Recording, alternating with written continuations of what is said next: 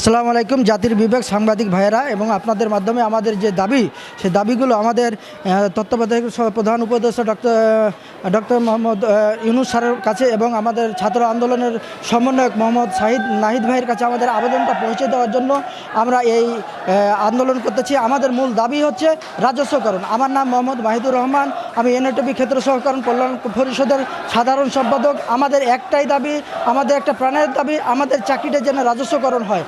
আমরা যে চাকরিতে যোগদান করেছি সে চাকরিটা আমাদের আজ নাই। আমরা অত্যাধিক মানবতার জীবনযাপন করছি এবং আমরা এই চাকরি না থাকার কারণে আমাদের আজ করুণ অবস্থা।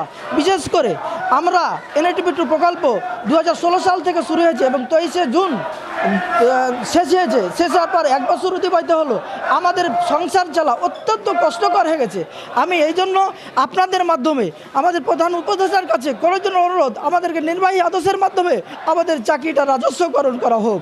আর আরেকটি বিষয়, আমাদের নিয়োগটাও হয়েছে। আমাদের যে নিয়োগটা সেটা হলো আমাদের প্রথমত হয়েছে কি, আমাদের পেপার কাটিং হয়েছে। পেপার কাটিংয়ের পর আমাদের রিটার্ন হয়েছে। রিটার্ন হওয়ার পর আমাদের ভাইবা হয়েছে। ভাইবা হওয়ার পর আমাদের স্বাস্থ্য পরীক্ষা করা হয়েছে। তারপরে আমাদের পুলিশ ভেরিফিকেশন করা হয়েছে এবং আমাদের বেতন যেটা, সে বেতনটাও রাজস্ব খাত থেকে দেওয়া হয়েছে। তাহলে আমরা রাজস্ব কেটে যেতে পারবো না। আমাদের এতে পূর্বে যে ভাইরা মৎস্য অধিদপ্তরের প্রকল্প ছিল তারাও রাজস্ব গিয়েছে, আমরা কিনে যেতে পারবো না। এটাই আমাদের মূল দাবি এবং আমরা চাই আমাদের রাজস্ব।